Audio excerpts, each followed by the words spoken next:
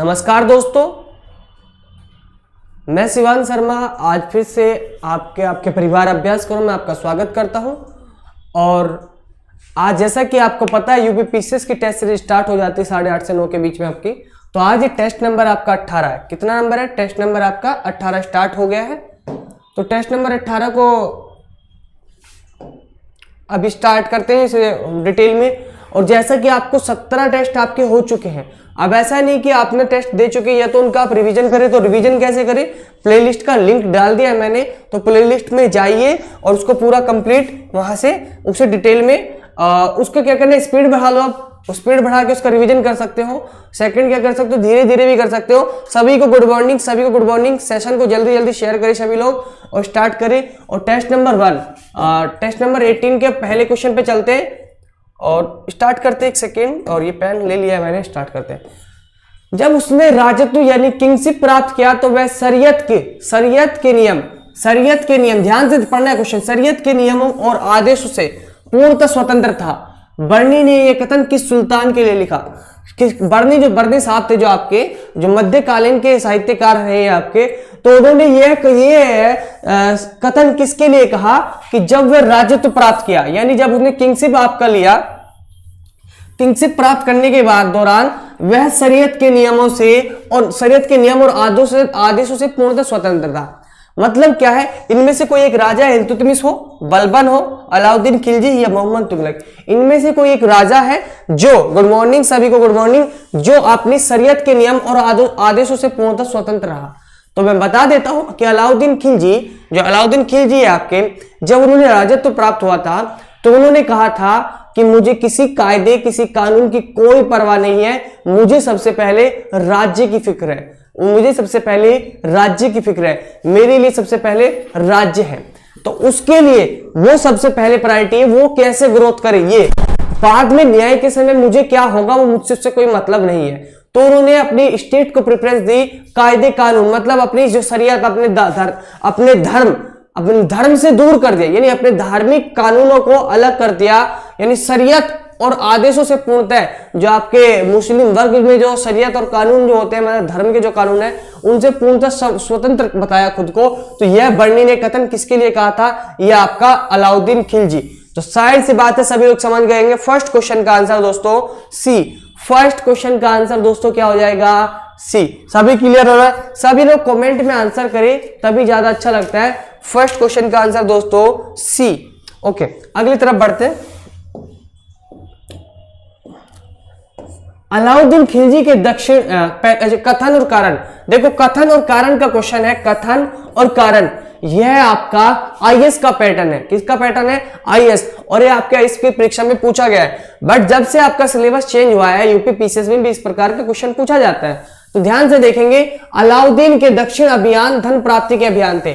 अलाउद्दीन के दक्षिणी अभियान, यानी अलाउद्दीन खिलजी ने जो दक्षिण भारत में अभियान किए थे वो आपके धन प्राप्ति के अभियान थे। बिल्कुल, अलाउद्दीन खिलजी ने एकाएक करके दक्षिण भारत के राज्यों पर आपके बहुत सारे अभियान किए और जो उनका रीजन था वो धन प्राप्ति के अभियान थे। ओके, यह दक्षिण राज्यों को कब्जा करना चाहते थे। यह दक्षिण राज्यों में कब्जा करना चाहते थे। सेकंड में आपको बताऊं, अगर आप सेकंड कथन आपने पढ़ लिया, अगर रीजन की बात करें तो मैं आपको बताता हूं कि अलाउद्दीन खिलजी ने दक्षिण भारत में आपके अटैक किए, बिल्कुल उसमें कोई डाउट नहीं है। और एकाएक करके कंटिन्यूअसली एक एक स्टेट पे आपका अटैक किया। बट कभी भी ना उनका जो एम था ना, जो ऑब्जेक्टिव था अलाउद्दीन खिलजी का, वो दोस्तों पता है क्या था? वो धन की प्राप्ति करना था, ना कि वहां के राज्यों पे कब्जा करना था। वहां का केवल क्या था? धन की प्राप्ति करना।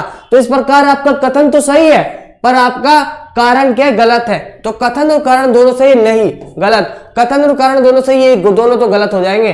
कथन सही है, ए सही है और आर यानी इसके जो स्टेटस है वो सही है और इसका रीजन यानी कारण गलत है। That's it. इसका आंसर दोस्तों, सेकंड क्वेश्चन का आंसर दोस्तों सी हो जाएगा। क्या आप यहां तक मेरी बात से सहमत है? सभी लोग सहमत है ना? सेकंड का दोस्तों सी, सेकंड का सी।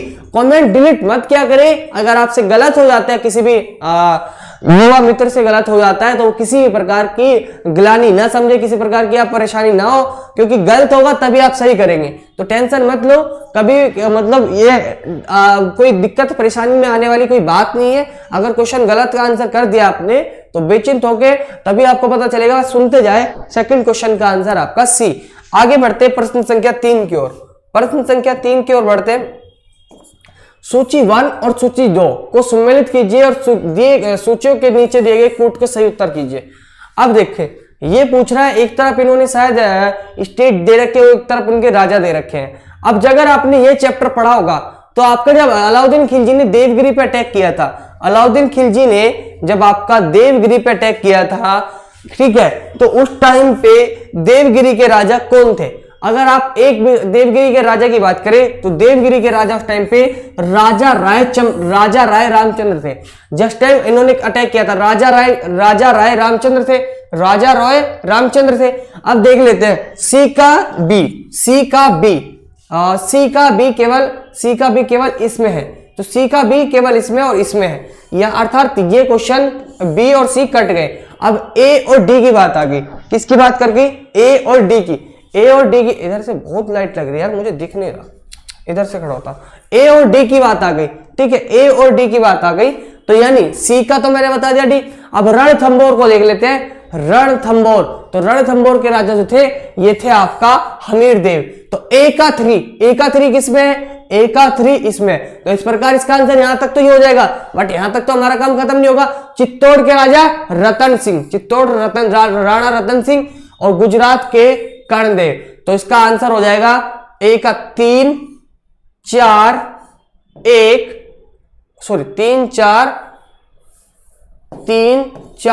और 2 1, ये आपका डी ऑप्शन। तो इस प्रकार जो आपका दोस्तों ऑप्शन होगा वो क्या होगा? डी। इस प्रकार आंसर क्या होगा दोस्तों? नहीं, आप देखो ध्यान से, थर्ड क्वेश्चन का आंसर दोस्तों डी होगा।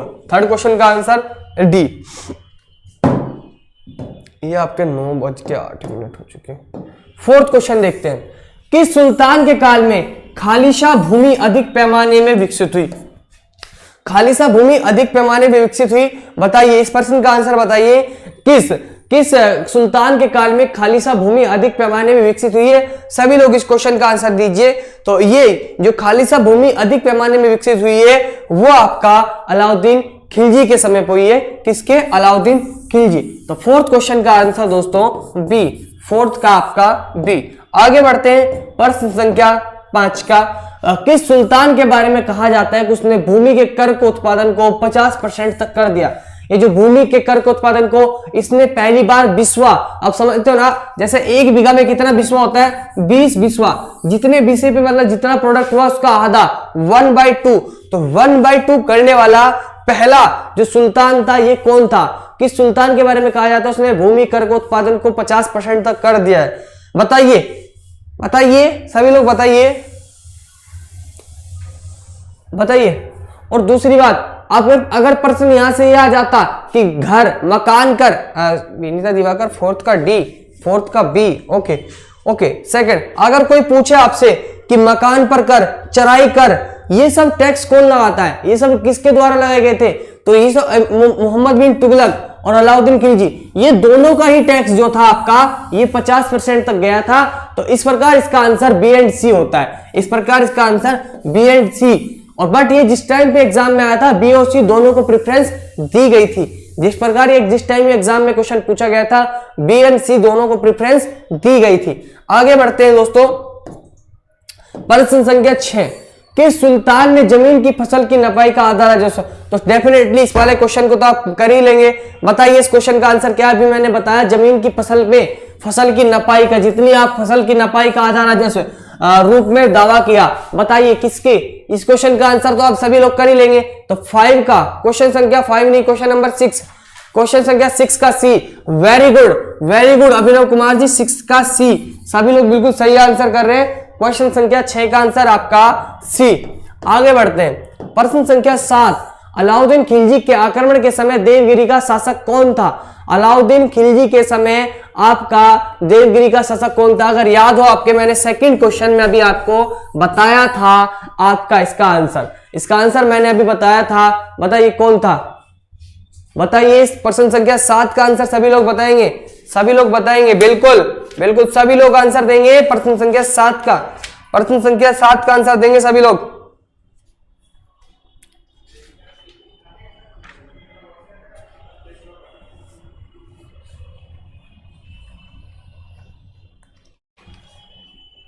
बताइए 7th का डी। यार कैसी बात कर रहे हो, राणा रतन सिंह कहाँ का था, चित्तौड़ के थे। राजा रॉय रामचंद्र देव ये था ना, तो 7th, ए यार पेन गिर गया भाई, राजा राय रामचंद्र देव। तो 7th क्वेश्चन का आंसर दोस्तों क्या होगा, ए। 7th का ए। सभी को गुड मॉर्निंग है, सभी को गुड मॉर्निंग है, सभी को गुड मॉर्निंग।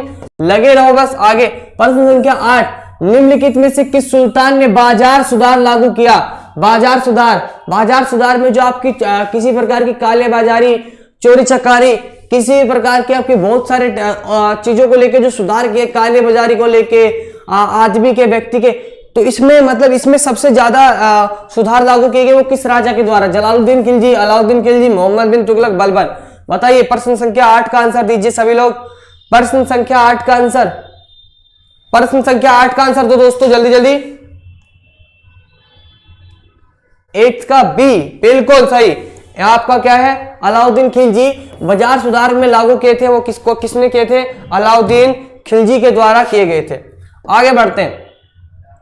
प्रश्न संख्या 9, मुस्लिम बादशाहों में किस एक ने मूल्य नियंत्रण पद्धति पहली बार लागू की। मूल्य नियंत्रण यानी आपके रेट पे क्या कंट्रोल, किस शासक के, किस बादशाह ने आपके रेट पे कंट्रोल पहली बार लागू किया। अलाउद्दीन खिलजी, इल्तुतमिश, मोहम्मद बिन तुगलक, शेर शाह सूरी। 9th क्वेश्चन का आंसर बताएंगे सभी लोग। 9th क्वेश्चन का आंसर सभी लोग बताएंगे। ओके, तो किसके द्वारा, किस मुस्लिम बादशाह में किस एक ने मूल्य नियंत्रण पद्धति को पहली बार लागू किया। अलाउद्दीन खिलजी, इल्तुतमिश, मोहम्मद बिन तुगलक, शेर शाह सूरी। बताइए किसके द्वारा। अगर कंट्रोल की बात है, जैसे मार्केट सुधार की बात है, तो ये थी। 9th क्वेश्चन का आंसर बताइए क्या होगा, बिल्कुल सही। इसका भी क्या होता है, अलाउद्दीन खिलजी। आगे बढ़ते प्रश्न संख्या 10।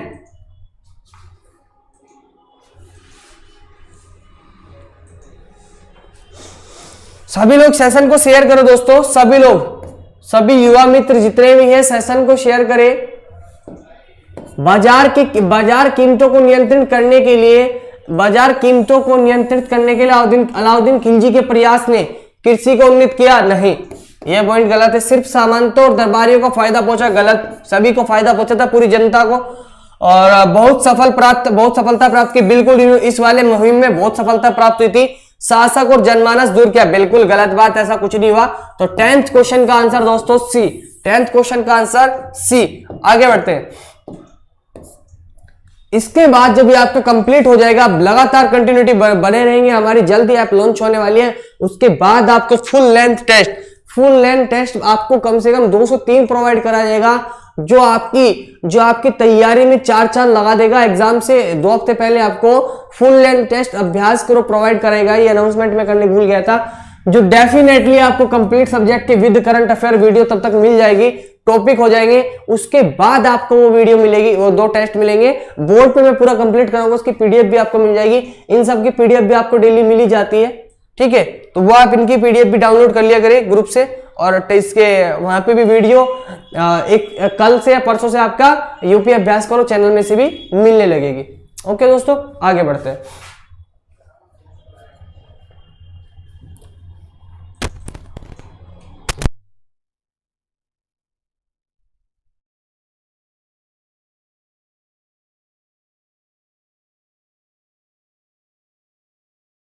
ठीक है, तो आगे बढ़ते हैं। अच्छा, ऑप्शन नहीं है, कोई बात नहीं, चलो ये कर लेते हैं, क्योंकि ये वाला क्वेश्चन कर लेते हैं। घड़ी अथवा घर लगाने में कल की टेस्ट सीरीज में क्वेश्चन लगवा दूंगा, ठीक है। घड़ी एवं ग्रह लगाने वाला दिल्ली का पर्यटन सुल्तान कौन था। दिल्ली का पर्यटनी प्रथम सुल्तान होगा वो, ठीक है। ये थोड़ी टाइपिंग मिस्टेक हो गई, दिल्ली का पर्यटन नहीं कुछ भी होता, ये प्रथम रहा होगा, प्रथम ही होता है। घड़ी या ग्रह कर लगाने वाला दिल्ली का प्रथम सुल्तान कौन था। मैंने आज ये बात में अभी थोड़ी देर पहले आपको इस क्वेश्चन का आंसर बताया था, जहां पे मैंने आपको बताया था कि ये वाले टैक्स 50% का अलाउद्दीन खिलजी और दूसरा कौन था, तो दोनों व्यक्ति का नाम था। और सॉरी, जब मैंने बताया था उसको ग्रेकर वाला, तो मैंने बताया था जो 50% टैक्स वाला, तो ग्रेकर में उन दोनों का नाम आता है, इसलिए ऑप्शन में वो था। तो मैंने आपको आंसर बता दिया था तो प्रश्न संख्या आंसर का दोस्तों 12th का सी नहीं होगा, अलाउद्दीन खिलजी, अलाउद्दीन खिलजी होगा। मैंने बताया ना कि जो वहां पे मैंने क्वेश्चन का आंसर बताया था, तो 12th का बी अलाउद्दीन खिलजी। आगे बढ़ते हैं, प्रश्न संख्या 13, गाजी मलिक, गाजी मलिक किस वंश का संस्थापक था? गाजी मलिक किस वंश का संस्थापक था? सभी लोग बताएंगे, ठीक है। अरे यार वो मैंने एक सेकेंड, ये वाला जो क्वेश्चन था 11, निम्नलिखित युग्मों में से कौन सही नहीं है? इसमें ऑप्शन की जरूरत कहाँ है? मैंने एकदम ये आगे कर दिया, मुझे लगा मैच द फॉलोइंग वाला। ये पूछा निम्नलिखित युग्मों में से कौन सा सुमेलित सही नहीं है, कौन सा सुमेलित सही नहीं है? तो 11% का आंसर दीजिए सभी लोग, 11% का आंसर, इसमें ऑप्शन की जरूरत नहीं है। ये पूछ रहा कौन सा सही नहीं है, ये पूछा है, ठीक है। जैसे देवगिरी के जब राजा क्या था, रामचंद्र देव थे, फिर बाद में उनके पुत्र शंकर देव, ये सही पॉइंट है, ठीक है। तो सुमेलित नहीं है। तो वारंगल जो जगह पड़ते तेलंगाना में, उसकी शासक कौन थे? इसके राजा का नाम था, बताइए, ये बताइए। रामचंद्र देव नहीं था, वो था प्रताप चंद्र देव। क्या था? प्रताप चंद्र देव, प्रताप चंद्र देव। बाकी होयसल का वीर बल्लाल, मदुरा का वीर पांडे सही है। तो 11 प्रश्न संख्या 11 का दोस्तों आंसर होगा बी। 11 संख्या का आंसर क्या होगा? बी। प्रश्न संख्या 11 का आंसर दोस्तों बी। आगे बढ़ते हैं, प्रश्न संख्या 12, ये गिरी और ग्रहकर लगाने वाला अलाउद्दीन खिलजी। गाजी मलिक किस वंश का संस्थापक था? सभी लोग बताएंगे गाजी मलिक किस वंश का संस्थापक था। सभी लोग आंसर करेंगे गाजी मलिक किसका था? 12th का, अरे 13 क्वेश्चन पे आ गए। गाजी मलिक किसका संस्थापक था बताइए? देखो 1206 गुलाम वंश, खिलजी वंश, तुगलक वंश, सैयद वंश, लोधी वंश। ये बताइए, गुलाम, खिलजी, तुगलक, सैयद, लोधी। गुलाम तो इसमें हो ही नहीं, तो तुगलक, सैयद, खिलजी, लोधी, 5 वंश होते हैं ना दिल्ली सल्तनत में 320 साल के शासन काल में। तो बताइए 13% का आंसर बिल्कुल सही।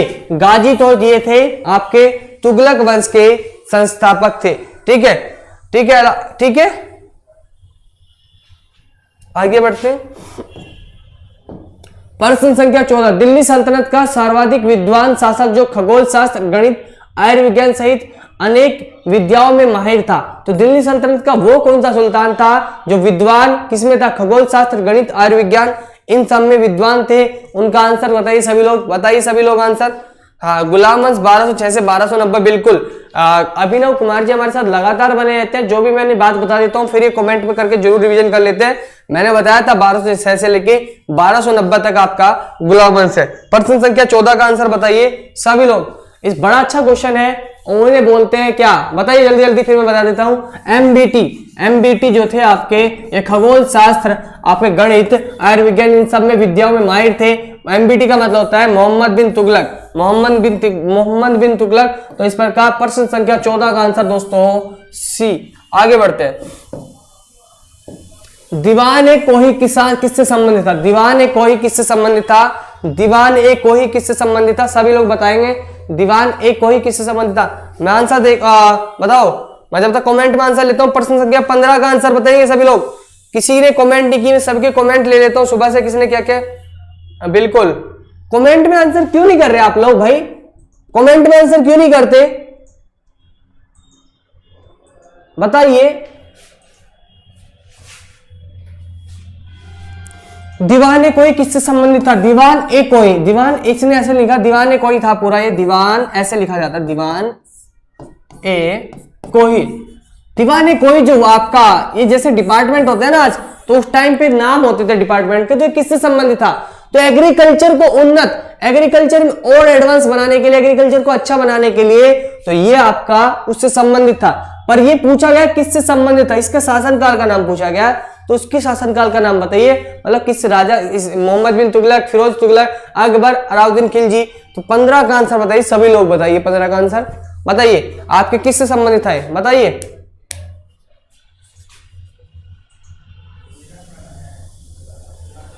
ये आपका था मोहम्मद बिन एमबीटी, मोहम्मद तुगलक, ये मोहम्मद बिन तुगलक, ठीक है। यहां तक क्लियर हो गया, आगे बढ़ते हैं। दिल्ली से दौलताबाद राजधानी को स्थापित करने का, दिल्ली से राजगिरी नहीं पूछा, दौलताबाद, दिल्ली से दौलताबाद, ध्यान से देखना, दिल्ली से दौलताबाद राजधानी के स्थानांतरण वाले स्थान से दूसरे स्थान पर ले जाना मतलब स्थानांतरण का आदेश दिया था। प्रश्न संख्या 16 का आंसर देंगे सभी लोग, प्रश्न संख्या 16 का आंसर देंगे सभी लोग, बताइए सभी लोग जल्दी जल्दी।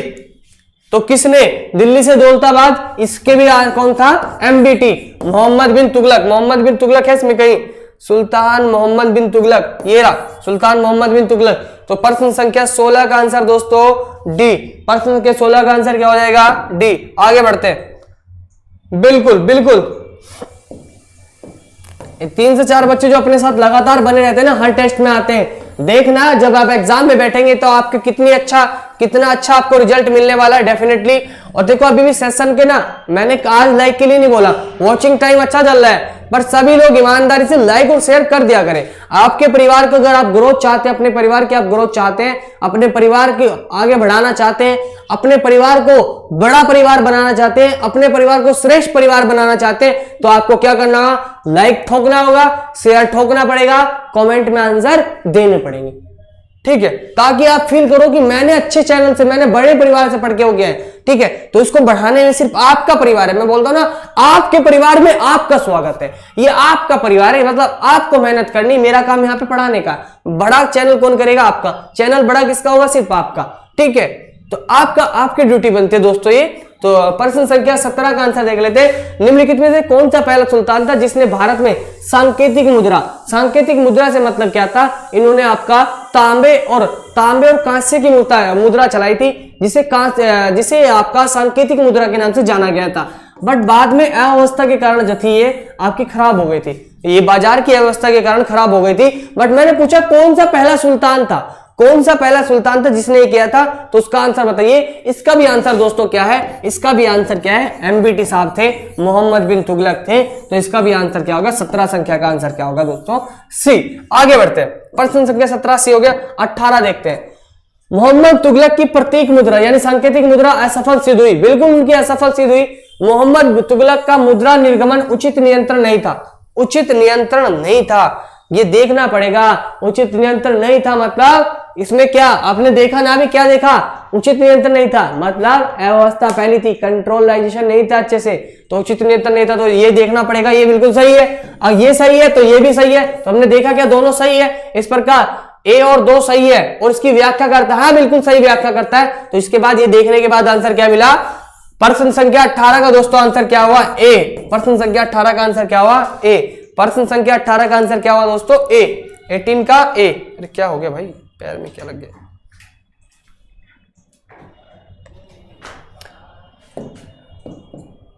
19। प्रश्न संख्या भाई सभी को होली, अरे यार चल होली त्योहार के सार्वजनिक उत्सव में भाग लेने वाला दिल्ली का प्रथम सुल्तान, दिल्ली सल्तनत का पहला सुल्तान जिसने होली में सार्वजनिक रूप से आपका भाग लिया। सभी को अभी मेरी तरफ से और अभ्यास करो की पूरी टीम की ओर से होली की एडवांस में हार्दिक शुभकामनाएं। स्टेटस पे चल रहा ना, happy Holi in advance, happy Holi in advance. तो अभी मेरी तरफ से और मेरे पूरे परिवार और आपके पूरे परिवार अभ्यास करो की तरफ से आप सभी को होली की हार्दिक शुभकामनाएं। और यह होली आपके लिए बहुत रंगोत्सव हो, मतलब बहुत ज्यादा इसमें कलरफुल हो और बहुत सारी खुशियां के साथ ये आपके जिंदगी में आए, ठीक है। तो सभी लोग प्रश्न संख्या 19 का आंसर देंगे, सभी लोग प्रश्न संख्या 19 का आंसर करिए, सभी लोग प्रश्न संख्या 19 का आंसर बताइए। प्रश्न संख्या 19 का आपको भी सर धन्यवाद।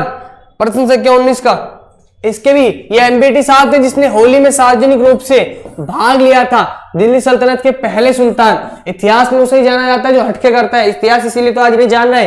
प्रश्न संख्या 19 ओके। प्रश्न संख्या 20 की ओर बढ़ते हैं। कश्मीर घाटी के अंतिम मुस्लिम शासक यूसुफ शाह चक, जिन्हें मुगल सम्राट अकबर द्वारा बिहार में निर्वासित किया गया था, ये क्या कथा दफन है। प्रश्न संख्या 20 शायद ये भी टाइपिंग किया गया, ये दफन किया गया था। एक मिनट में इसकी वो देखता हूं।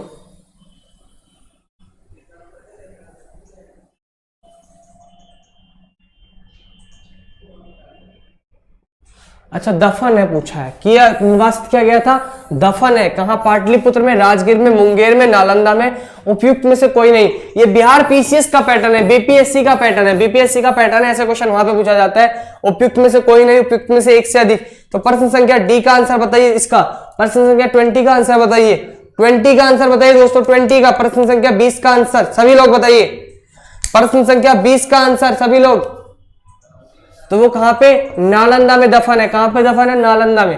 प्रश्न संख्या 20 हो गया। 21, दिल्ली का सुल्तान जो दान दक्षिणा के बारे में काफी ध्यान देता था और इसमें इसके लिए एक विभाग दीवान खैरात स्थापित किया था। प्रश्न संख्या 21 का आंसर बताएंगे सभी लोग, प्रश्न संख्या 21।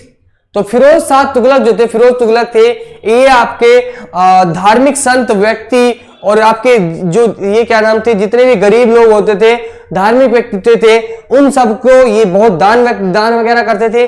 तो उन्हीं के लिए उन्होंने एक विभाग खोला था, दीवान खैरात। तो इसका आंसर क्या हो जाएगा, फिरोज शाह तुगलक। एफएसटी साहब थे फिरोज शाह तुगलक, तो फिरोज तुगलक बी। तो प्रश्न संख्या 21 का आंसर दोस्तों बी, प्रश्न संख्या 21 का आंसर बी।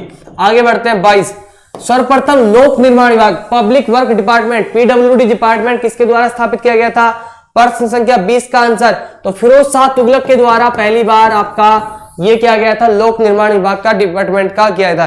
क्योंकि इनके समय पे ना आप जितने भी देखेंगे, अगर मतलब नगरों का निर्माण देखेंगे और बसावट देखेंगे, आपका फतेहाबाद हो, हिसार हो, फिरोजपुर है, जौनपुर है, ये मतलब एक अच्छे लेवल पे जो बनाए गए थे, उनमें इनका योगदान था फिरोज शाह तुगलक। तो फिरोज शाह तुगलक बी, डी।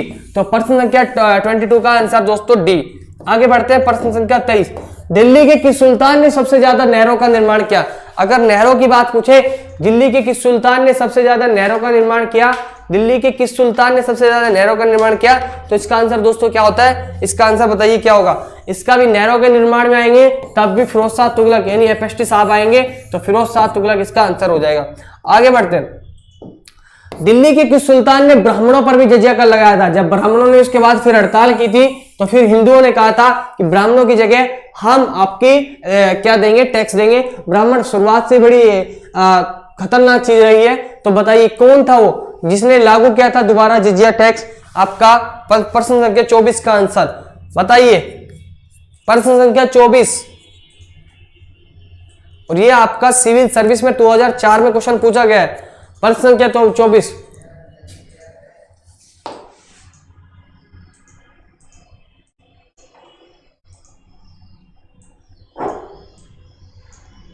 ये यूपी पीसीएस में पूछा गया था।